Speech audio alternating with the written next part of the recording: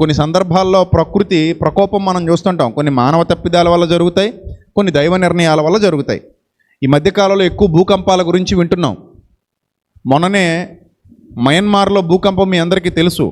అమ్మో, చాలా ప్రమాదకరంగా సంభవించింది. అది చాలా ప్రమాదకరంగా, ఎంతోమంది జీవితాలు ఛిద్రమైపోయాయి. సరైన హాస్పిటల్స్ లేవు, సరైన వసతులు లేవు, డాక్టర్లు లేరు, హాస్పిటల్సే కూలిపోయాయి. బయట ఏదో వాళ్ళకు వాళ్ళు సొంత వైద్యాలు చేసుకుంటూ సెలైన్లు ఎక్కించుకుంటూ కొంతమంది ప్రాణాలు నిలుపుకుంటున్నారు, కొంతమంది ఏమో చచ్చిపోతున్నారు. వాలంటరీగా కొంతమంది సేవలు చేస్తున్నారు.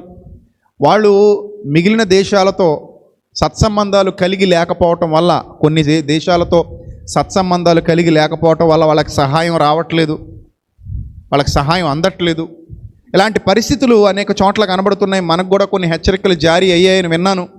భారతదేశంలో కూడా కొన్ని ప్రాంతాల్లో భూకంపాలు వచ్చే అవకాశం ఉంది. అలాగే జపాన్లో కూడా కొన్ని ప్రాంతాల్లో భూకంపాలు, జపాన్లో చాలాసార్లు వచ్చింది, అలాగే మరలా వచ్చే అవకాశం ఉంది. ఈసారి రెక్టర్ స్కేల్ మీద 8 దాటి కనబడుతుంది, 8.5 పైనే రావచ్చు అనేటువంటి ఊహాగానాలు కూడా వినిపిస్తున్నాయి. కొంతమంది అయితే కన్ఫామ్గా చెప్తున్నారు. సో ఈ భూకంపాల ప్రభావం ఎంత ప్రమాదకరంగా ఉంటుందంటే మనిషి తట్టుకోలేదాన్ని.